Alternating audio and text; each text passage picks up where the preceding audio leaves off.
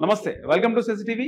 నా పేరు నరేష్. ఈరోజు మన గెస్ట్ పాషాండ మతాల పాలిట పాశుపత అస్త్రం, హిందూ ధర్మ రక్షకుడు, అలాగే ప్రముఖ ఆధ్యాత్మికవేత్త రాధా మనోహర్ దాస్ గారు మనతో పాటు ఉన్నారు. గురుగారితో మాట్లాడతాం.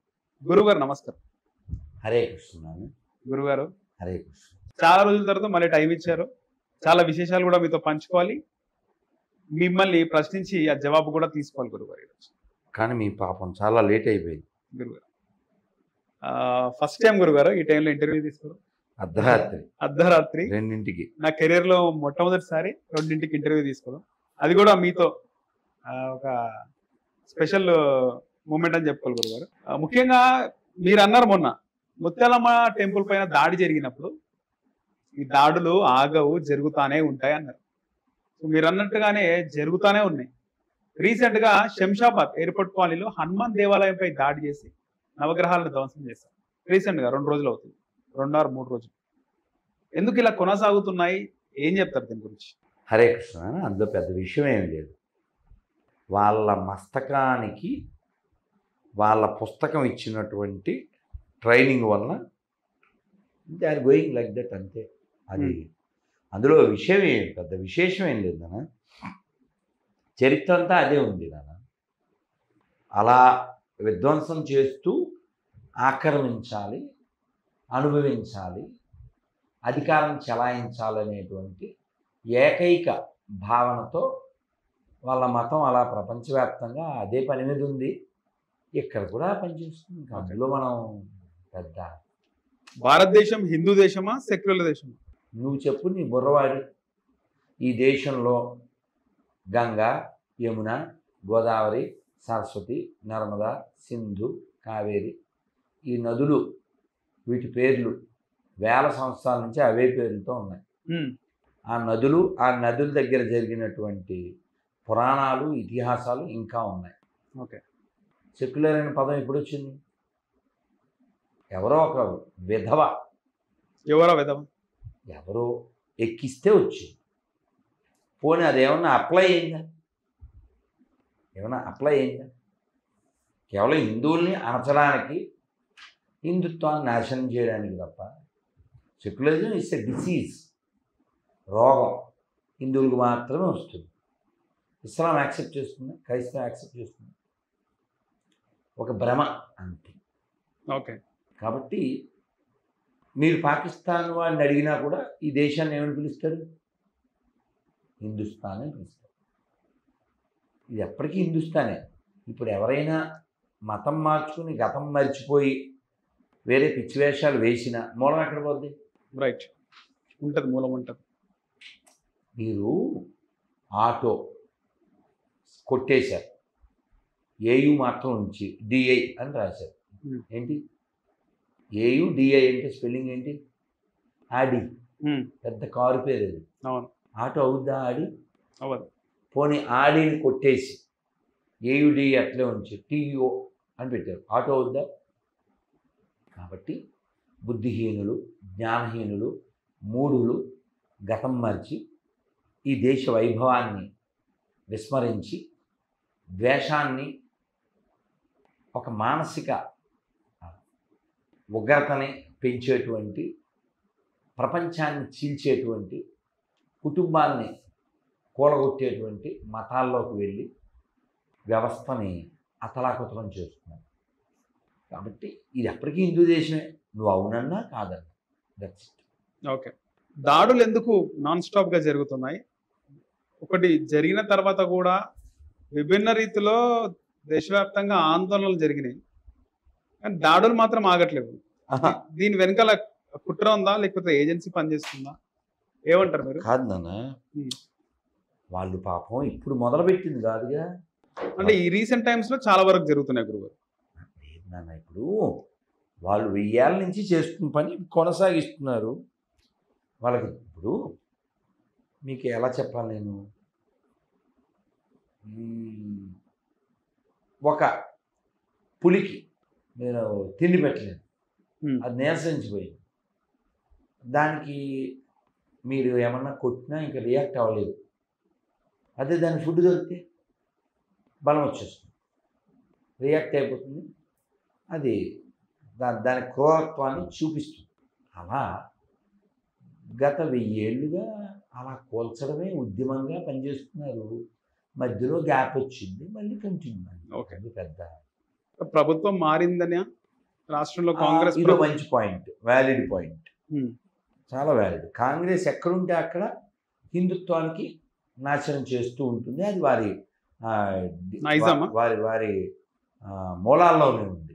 ఉమ్, మన ధర్మానికి వ్యతిరేకంగా వాళ్ళు చాలా కష్టపడుతూ ఉంటారు.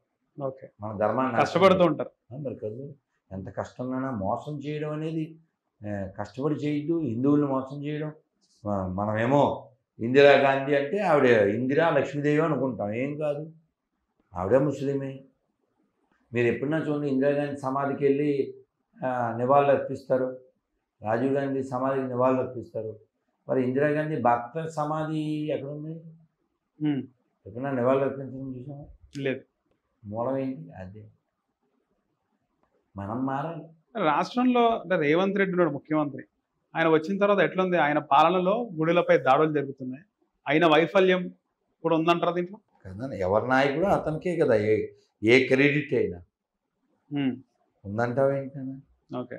ఎవరు ఉన్నారో వాళ్ళకే క్రెడిట్. అది బ్యాడ్. ఇమీడియట్ యాక్షన్ ఎందుకు తీసుకోరు?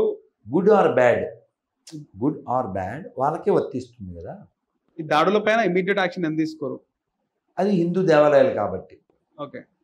అదే రేవంత్ రెడ్డి మొన్న విన్నాను, మరి ఎంతవరకు నాకు తెలియదు, CGF కామన్ గుడ్ ఫండ్ 8 ఉండేది 12 చేశాడు. అరే 100లో 8 రూపాయలు పట్టుకెళ్ళేది 12 రూపాయలు పట్టుకెళ్తారు గుళ్ళోంచి. ఓకే.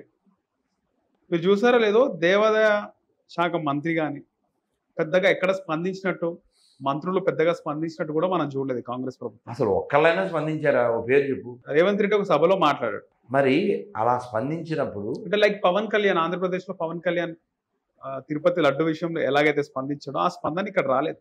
ఇప్పుడు ఇక్కడ రావడానికి కాంగ్రెస్ మనస్సు ఒప్పుకోదు కదా. కాంగ్రెస్ పార్టీ వాళ్ళు స్పష్టంగా చెప్పారు కూడా, ఆయన ఎవరో ఇక్కడ ఆయనే నామా నాగేశ్వరరావు సంవన్ అని చెప్పాడు. తుమ్మల నాగేశ్వరరావు మేబీ ఆయన అన్నాడు, మా పార్టీ కేవలం మీ సంకనాగడానికే పెట్టాం, అందుకే పుట్టిందని చెప్పాడు. Okay. So they are doing. మనం అందులో పెద్ద ఆశ్చర్యపోయేది ఏం లేదు. ఏంది నెక్స్ట్ స్టెప్ ఏంది? మరి హిందూ ధర్మం కోసము ఏం చేయబోతుంది సమాజం? గుడిలపై దాడులు, పెద్దగా స్పందన లేదు. నాన్న ఒక విషయం చెప్పగలను, ఐక్యత లేదంటారా?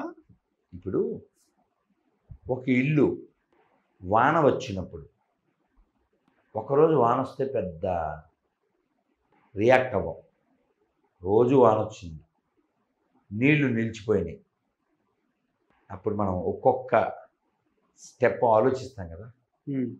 నీళ్లు 10 days అట్లే ఉండిపోతే, 1 month అలా ఉండిపోతే, నీళ్ళు అలా ఉండిపోతే పునాదుల్లోకి వెళ్ళిపోతాయి నీళ్ళు, పునాది కదిలిపోతే ఇల్లు కదిలిపోతుంది.